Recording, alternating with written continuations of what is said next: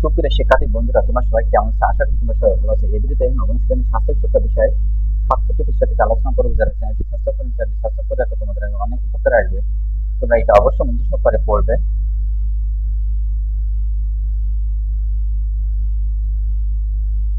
আমি যে শুদ্ধাচার গুলো চর্চা করতে চাই, আমি এখন এর উত্তর চলে আসছি। এক, বাবা মায়ের সাথে সবসময় ভালো ব্যবহার করে শুদ্ধাচার চর্চা করতে চাই। দুই, শিক্ষককে বিভক্ত করার প্রশ্ন না করে শুদ্ধাচার চর্চা করতে চাই। তিন, কারো ব্যক্তিগত কথা প্রকাশ না করে শুদ্ধাচার চর্চা করতে চাই। চার, নিজের করা ভুলগুলো স্বীকার করার মাধ্যমে শুদ্ধাচার চর্চা করতে চাই। পাঁচ, অন্যদের রাস্তা পারাপারে সাহায্য করার মাধ্যমে শুদ্ধাচার চর্চা করতে চাই।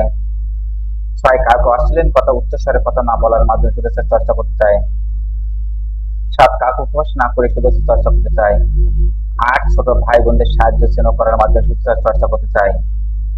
নয়, কাউকে বিপদে পড়তে দেখলে তাকে সাহায্য করার মাধ্যমে শুদ্ধাচার চর্চা করতে চাই। 10, মিথ্যা, চুরি, খারাপ ব্যবহার পরিত্যাগ করার মাধ্যমে শুদ্ধাচার চর্চা করতে চাই।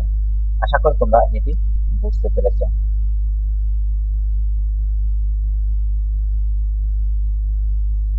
শুদ্ধাচার ব্যবহার করে আমার নতুন আচরণ শ্রেণীতে ও বিদ্যালয়, পরিবারে, অন্যদের সঙ্গে।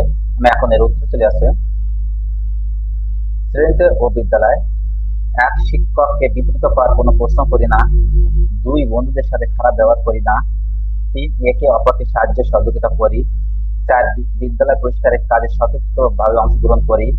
পাঁচ, বন্ধুদের সাথে ওয়াদা ভঙ্গ করি না। পরিবারে, বাবা মায়ের সাথে খারাপ ব্যবহার করি না। দুই, মিথ্যা কথা বলি না। তিন, অপ্রয়োজনীয় জিনিস ক্রয় করি না। চার, পরিবারের কাজে সাহায্য করি। পাঁচ, ছোট ভাই বোনদের অনেক স্নেহ করি। অন্যদের সঙ্গে, এক, মানুষকে ঠকাই না। দুই, বাসের ভাড়া না চাইলেও নিজে বাস ভাড়া দিই। তিন, অন্যদের সাহায্য করি। চার, মানুষকে কষ্ট দিয়ে কথা বলি না। পাঁচ, মানুষকে দেখে ঠাট্টা বিদ্রুপ করি না। আশা করি তোমরা এটি বুঝতে পেরেছ।